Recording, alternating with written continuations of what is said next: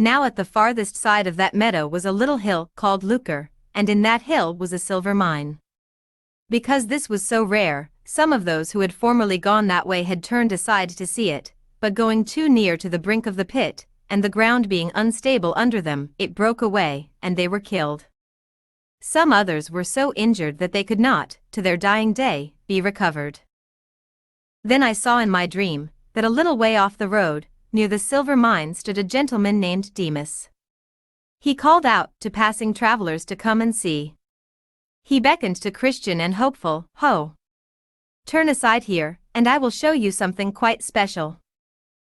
Christian, what is so deserving as to turn us out of the way to see it?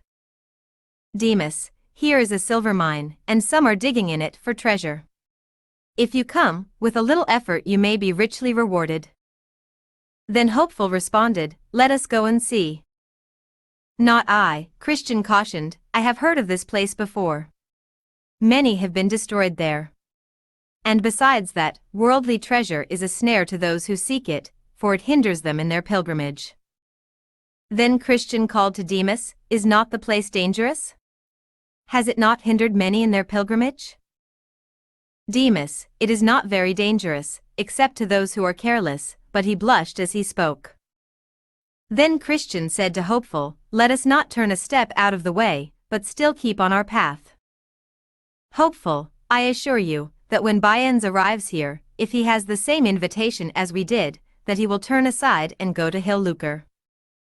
Christian, no doubt about that, for his principles lead him that way. 100 to 1, that he dies there." Then Demas called again, saying, "Will you not even come over and look?" Then Christian firmly answered, "Demas, you are an enemy to the right ways of the Lord. You have been already condemned for your own turning aside. Why are you seeking to bring us into the same condemnation? Furthermore, if we turn aside at all, then our Lord the King will certainly hear of it, and rather than standing with boldness before him, we would instead be put to shame." Then Demas cried out that he was one of their kinsmen, and that if they would only tarry a little, he also would walk with them. Then Christian asked, "What is your name? Is it not Demas?" Demas, "Yes, my name is Demas.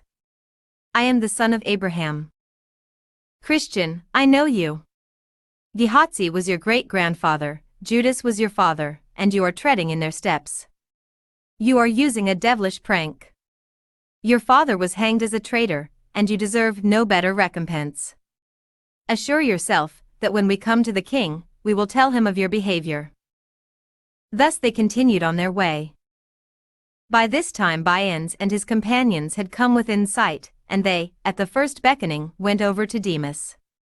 Now, whether they fell into the pit by looking over its brink, or whether they went down to dig in the silver mine, or whether they were smothered in the bottom by the fumes which commonly arise, of these things I am not certain.